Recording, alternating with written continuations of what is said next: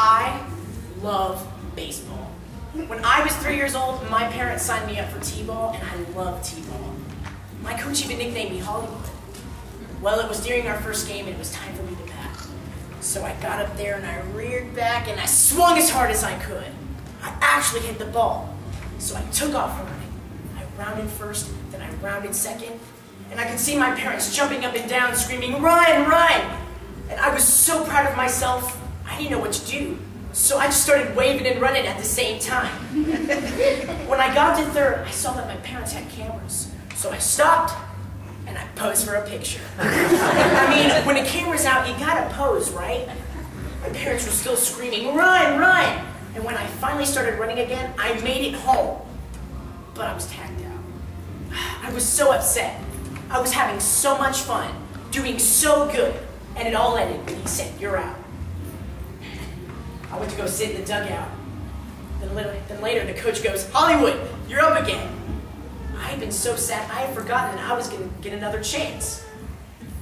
You know, God's kind of like baseball because he always gives you second chance. I mean, look at Peter. He denied Jesus 3 times, but was given a second chance because God was not finished. Jonah, David with Bathsheba are 2 great second chance stories. But one of my favorite second chance stories in the Bible is the Good Samaritan.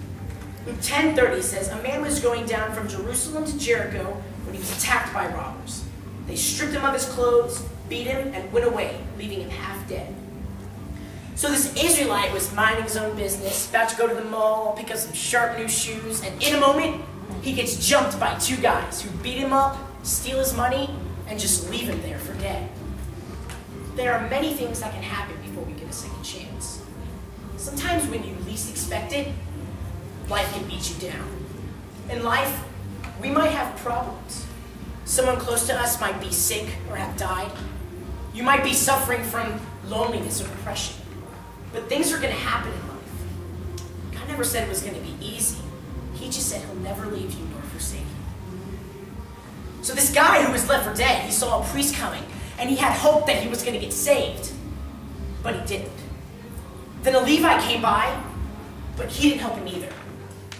See, when life beats us down, we often look to the people around us for our hope. The people around you will offer false hope. They'll offer things that have no eternal value. They'll offer fame, fortune, power, popularity. But all these things can't bring you the hope that you really need. See, I'm an actor. And I want to pursue my dream of acting or directing. But I don't have my hope in Denzel Washington or Leonardo DiCaprio. My hope is in Jesus Christ and his will and purpose for my life. Do you remember the beaten man? The one who had no hope? Well, in a moment, a Samaritan comes by. This beaten man knows he's not going to get any help from a Samaritan. Jews and Samaritans, they don't even speak to each other. But out of nowhere, the man does help him. To me, the Good Samaritan represents God. People may offer you false hope, but God will always save you. Many times we don't want to humble ourselves and pray, but when you turn to him, he will send a Good Samaritan your way. I know what it feels like when you need God to save you.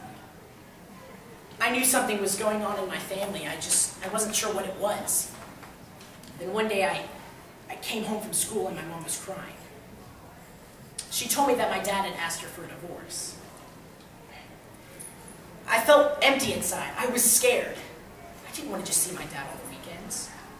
My mom told me to keep praying for our family and that she would do anything she could. And because she humbled herself and turned to God, he changed my dad's heart, saving our family and our legacy. You see, if you turn to God, he will save you. I said earlier that God is like baseball because he always gives you a second chance. But God's not like baseball because in baseball, 3 strikes, you're out. 9 innings, it's over. But with God, you never strike out. And with God, it's never finished. And what about you? Will you allow God to give you a second chance?